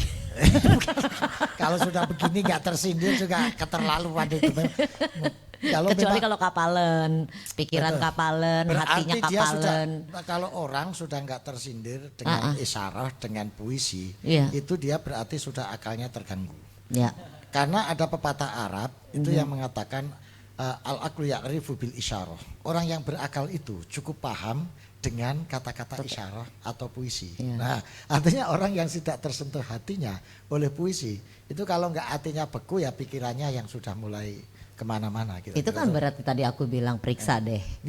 Ya kan? Oke, Periksa. kita akan ngobrol dulu dengan Kang Yogi. Ini gimana ceritanya bisa ngambil puisi ini itu? Nah, ya. Oke, jadi karena kemarin waktu diajak sama Pak Eko itu, tema kita itu tentang bineka. Ya. Jadi tiba-tiba aja kepikiran, apa ya puisi yang cocok nih untuk ditampilkan. Nah kemarin udah dicari-cari, ternyata yang pas itu ini, itu puisi dari Gusmus. Karena setelah dibaca juga, ditelaah, dan ini puisi yang metaforanya nggak terlalu terlalu banyak. Ya. Jadi dalam artian tadi ada yang bilang kau suruh aku toleran, kau bilang aku pelin-pelan. Jadi itu spontanitas. Jadi dia sarkas banget terlihat di dalam puisi ini ya. Jelas banget kalau itu nyindir orang lain. Dan itu benar-benar menunjukkan bahwasanya ya udah kita berbeda gitu, tapi kita harus tetap satu. Ya. Gitu. Dan Mbak Tri, Mas Yogi ini adalah Wakil Ketua BEM ya Mas Iya Yogi? betul. Ya? Oke, saya Wakil Ketua BEM UI yang berpartisipasi malam hari ini. Menyenangkan gitu. sekali ya kalau Wakil Ketua Badan Eksekutif Mahasiswanya ini sangat berkesenian. Oh iya. Iya. Iya. Iya kan, kesenian itu kan menghaluskan hati, Betul. menghaluskan pikiran, Melembutkan hati, iya. membuat pekanya pikiran dan Betul, kesadaran. betul. Mas Yogi terima kasih ya sudah ada Makasih di ya, sini. Yogi. Kapan-kapan ajak-ajak teman-teman lagi ya, teman-teman mahasiswa UKM, BEM bisa berpartisipasi di Oke acara siap kita. Pak, nanti kita ajak. Oke, terima kasih. Oke Mas baik, Yogi. terima kasih Pak. Yuk, sama-sama. Nah, kita kembali ke Mas Jeffrey ini. Baik. Mas Jeffrey kan selama ini aktif di GMKI ya. Ya. Nah, gimana mungkin bisa bercerita sih apa sih yang dilakukan aktivitas mahasiswa sekarang ini dalam upaya merawat menjaga keberagaman ini, Mas Jeffrey? Iya. Jadi kalau kita di GMKI itu ada beberapa kegiatan yang bisa saling melengkapi setiap wilayah. Kan kita ada 15 wilayah, ini di GMKI ada 104 cabang seluruh Indonesia. Jadi ada pertemuan-pertemuan nasional misalnya dalam rangka seminar kepemimpinan, kemudian konsultasi nasional terkait isu-isu yang ada di Indonesia. Jadi biasanya kita saling berkomunikasi untuk pertemuan di suatu wilayah atau provinsi begitu. Disitulah kita akan membahas tentang isu-isu nasional, baik itu juga terkait mengenai kebinekaan, toleransi dan lain sebagainya begitu. Jadi saya pikir mengenai kebinekaan, kemudian toleransi, kemudian persoalan-persoalan bangsa itu menjadi kegiatan rutin yang selalu kita bicarakan, apalagi di era 4.0 ini begitu. Yang kita khawatirkan jangan sampai kebiasaan kita menggunakan gadget kemudian tidak berinteraksi secara langsung dengan teman-teman kita, akhirnya akan tergerus begitu Mas. Oke. Gitu. Dan gimana upaya menciptakan ruang-ruang perjumpaan dari komunitas yang berbeda? Kan kalau tadi yang dijelaskan kan baru intern GMKI, padahal keberagaman itu tidak hanya etnis, tapi mungkin aktif di Cipayung atau gimana? Gitu. Kalau di kelompok Cipayung itu kita sering bertemu juga, khususnya ketua-ketua umumnya. Kan ada teman-teman dari HMI, kemudian GMNI, kemudian PMII dan PMKRI begitu. Jadi kami biasanya sering kumpul, kemudian diskusi di suatu warung kopi misalnya, membahas tentang isu-isu kebangsaan. Apalagi kita tahu 5 organisasi kemahasiswaan yang besar yang sudah dari dulu di kelompok Cipayung inilah mempunyai konsensus untuk bagaimana mewujudkan Indonesia yang dicita-citakan. Begitu. Kalau tokoh pendirinya hari ini yang masih hidup itu ada Bang Akbar Tanjung. Kalau yang lain itu sudah nggak ada gitu. Jadi saya pikir semangat nasionalisme kemudian kecintaan terhadap bangsa itu harus terus kita pupuk. Kemudian ketika kita biasanya ada rencana untuk membuat kegiatan-kegiatan barengan gitu sama-sama, biasanya kita bicarakan. Tapi hari ini untuk teman-teman HMI dan PMI sepertinya akan ada kongres nasional untuk pemilihan ketua umum baru, begitu. Tapi biasanya kita sering diskusi, Mas. Kemudian mengikuti webinar bareng gitu. Betul. Kira-kira cocok nggak ya, Mas Jeffrey? Kalau kelompok Cipayung bareng-bareng kegiatan gitu ya, kebudayaan, festival kebudayaan yang diselenggarakan kelompok Cipayung gitu kan? Itu Mas, itu tadi yang saya bilang itu diskusi kultural, kemudian festival kebudayaan itu harus terus kita optimalkan, apalagi menyangkut kondisi bangsa ya. Saya tadi bilang Indonesia ini luar biasa, berbagai budaya, kemudian makanan khas yang berbeda-beda, kemudian pakaian, tadi kemudian dialek tadi yang Mbak Tri sampaikan, itu semuanya yang membuat Indonesia itu kaya, gitu. Bahkan saya sampai berpikir teringat ketika kata-kata Buya Syafi'i Ma'arif, ketika Indonesia ingin bubar, biarkanlah itu terjadi satu hari sebelum kiamat. Artinya itu menjadi tugas tanggung jawab kita untuk senantiasa menjaga keberagaman kebinekaan yang ada di kita ini. Orang itu nggak sadar bahwa kalau ingin mendengarkan harmoni, harmoni itu hanya bisa dibangun karena ada perbedaan. Betul. Betul. Ya. Gampangnya gini. Supaya dari tadi kan udah pos terus gampangnya begini. Kalau ngeband ada 4 alat. Iya kan? Alatnya nggak pernah sama. Iya kan?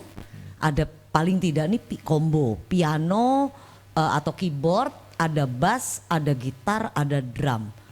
4 alat itu tidak pernah sama bunyinya. Tapi karena tidak sama, maka kita bisa bikin lagu dan ngeband bareng. Nah, kalau di suara itu kayak itu Mbak Tri, kayak paduan suara. Kan ada soprannya, altonya, hanya harmoni. Iya, harmoni chord itu hanya bisa dicapai dengan adanya perbedaan. Jadi perbedaan itu, gitu ya. Perbedaan itu sesungguhnya bukan hanya sekedar disebutkan sebagai karunia. Tetapi itu modal dasar Indonesia di dalam membangun harmoni. Betul. Orkestranya namanya Pancasila. Nah, itu. Betul. Sudah diwarisi bagus begini. Harus dirawat. Sudah diwarisi yang indah begini, kok malah mau diurak-urak, dibubarin. Ini kan dan nggak mungkin monoton, Mas. Iya. Tone colornya. Justru keberagaman ini bukti kreativitas Tuhan. Itu ya kok malah mau disama-samakan. Betul. Berarti itu gimana kayak gitu. Tuhan itu maha kreatif, Tuhan itu maha pencipta dengan segala aneka warna. Kok malah mau disamain jadi satu. Maha estetis, Iya. maha artistik. Itu kenapa adanya kita tugasnya adalah membangun harmoni kebinekaan itu. Terhadap yang beda itu. Betul. Siap. Mas Jeffrey, Iya. mungkin ada pesan-pesan yang perlu disampaikan kepada pemirsa sebagai oleh-oleh dalam acara malam hari ini. Apa kira-kira yang ingin disampaikan terkait dengan upaya merawat keberagaman Nusantara ini? Saya pikir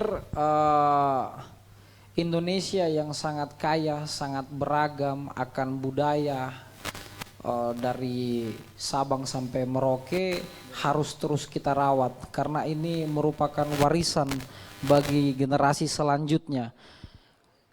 Saya pikir kolaborasi antar setiap individu akan mewujudkan Indonesia yang dicita-citakan. Mungkin itu. Luar biasa. Jadi Romantis ya. romantis. Ini baru namanya mahasiswa. Itu. Kreatif. Kreatif. Hadis. Ah. Nah, itu. Jadi mudah-mudahan bisa Iya. kita undang lagi. Sukses terus, Kang. Kita ketemu lagi. Pak Tri. Ya.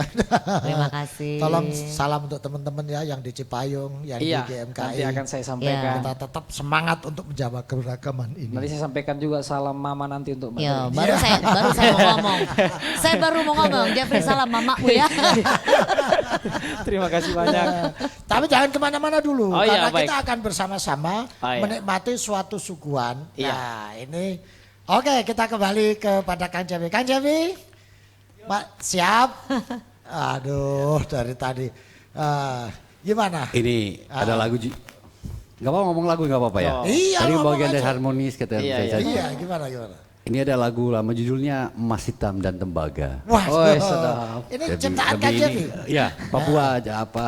Oh gitu. Ini orang tahu mungkin Papua tapi sebetulnya judulnya Emas Hitam dan Tembaga. Wah, luar biasa. Tentang awal-awal itu apa. Sebelum nyanyi, ngobrol dulu dong dikit-dikit. Oh, iya, Nah, gimana Kang Javi kan selama ini sudah aktif di OI. Oh, iya. Aktif di, nah, gimana anak-anak muda sekarang ini upaya merawat kebinekaan Nusantara itu bagaimana dengan situasi yang ada begini? Iya, kalau saya melihatnya bahwa setiap zaman itu kan selalu apa namanya ada pertanyaan-pertanyaannya Ya. dan mungkin ada jawaban-jawaban juga. Ya. Tapi saya setuju tadi, apapun yang terjadi, ya kita cinta Indonesia ini ya. Ya. Jadi kita harus terus berjalan ini sepertinya Betul. gitu. Ya. Kalau ada gerinjul-gerinjul itu kan biasa itu. Ya. Setiap orang mungkin dari sejarah nabi-nabi kan seperti gitu saya pikir. Jadi karena di Indonesia inilah tempat kita berkarya, Oh, iya, iya, di Indonesia iya. ini tempat kita menyampaikan gagasan, di Indonesia ini Ya dengan tempat ada acara berpijak. ini kan ini memberi spirit banyak ini, Oh, memberikan terima kasih, spirit dan terima kasih. motivasi itu penting ya. Saya Iya. pikir. Bisa merajut, menjaga, merawat keberagaman. Iya. Silakan Kang Javi. Terima kasih.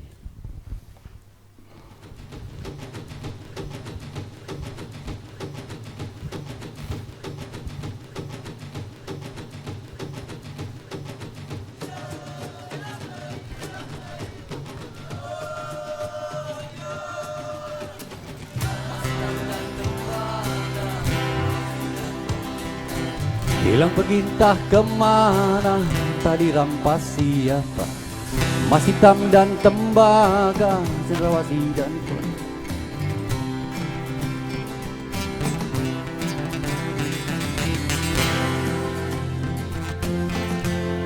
di dalam tanah ini, kembalikan kerinduan, suara satwa hutan, gemercik keheningan, air sungai kedamaian. Oh, oh,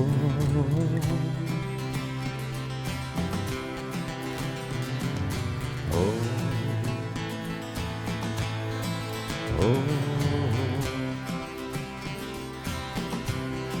Tolong dengar suara kami di rimbunya hutan.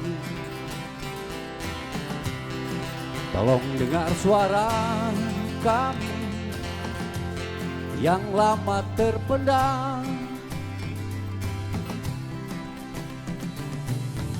Cendrawasih pun menangis, tanah kami merintih, tradisi kami terbeli, rimbun hutan tinggal mimpi, sungai kami tercemari, Papua pun menangis.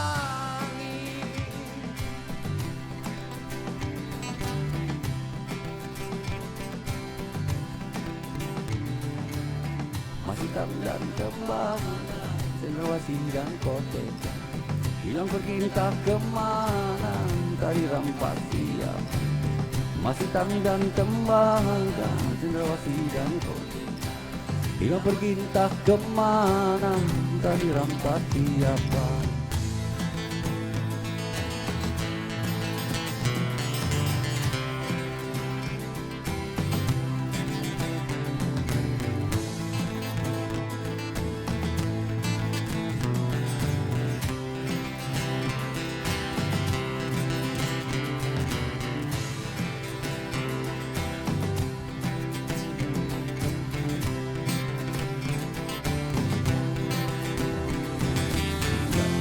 kami di rimbunnya hutan.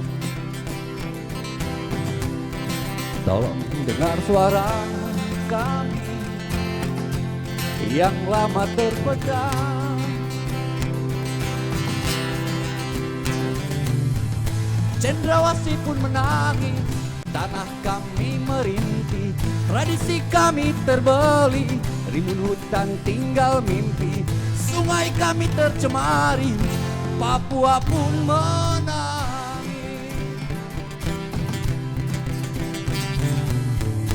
Cendrawasih pun menangis, tanah kami merintih, tradisi kami terbeli, rimbun hutan tinggal mimpi, sungai kami tercemari, Papua pun menangis.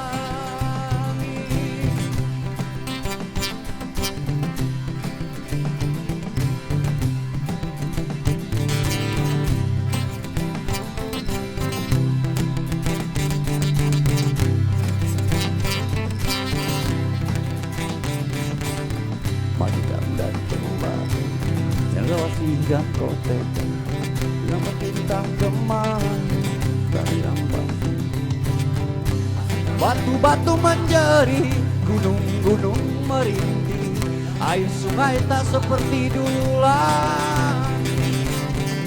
Batu-batu menjadi, gunung-gunung merintih, air sungai tak seperti dulu lagi.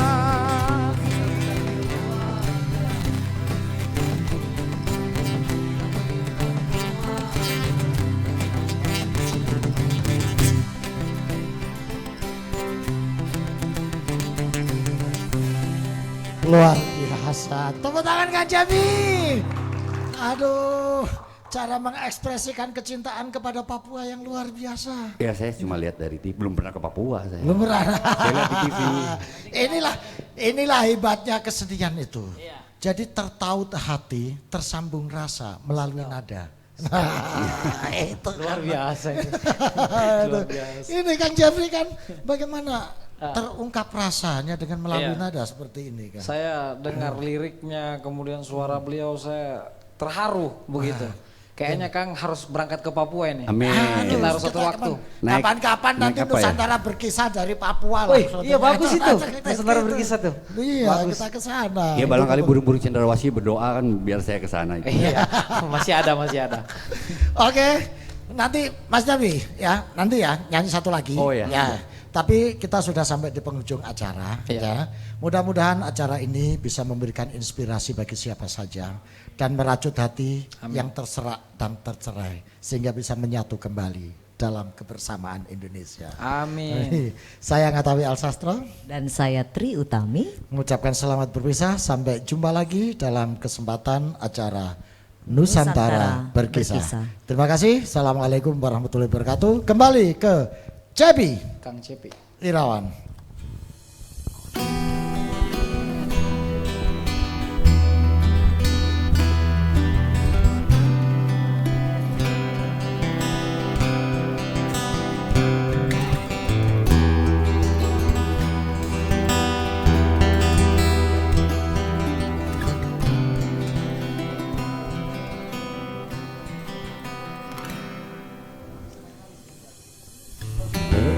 Kenapa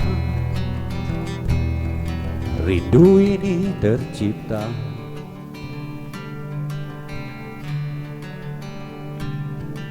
Sepagi ini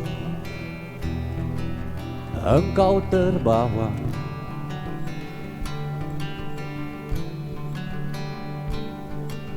secantik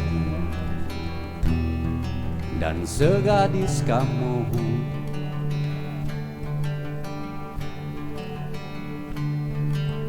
mempesonakan, menjarah mimpi-mimpiku.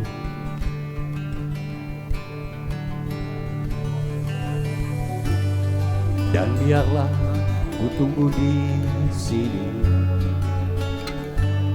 dan biar berlalu angin. Untuk apa hidup tanpamu? dan biarlah kita berdua.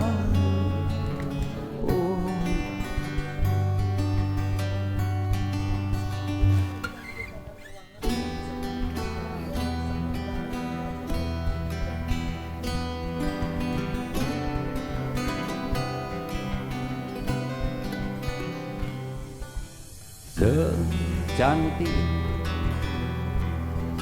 dan segadis kamu,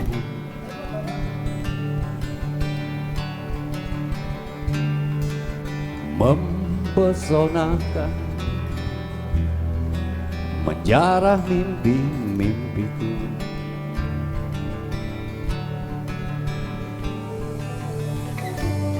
Dan biarlah ku tunggu di sini, dan biarlah berlalu angin. Untuk apa hidup tanpamu? Dan biarlah kita berdua. Oh, oh, oh, oh, oh.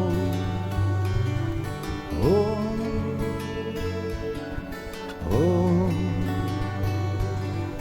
oh, oh, oh.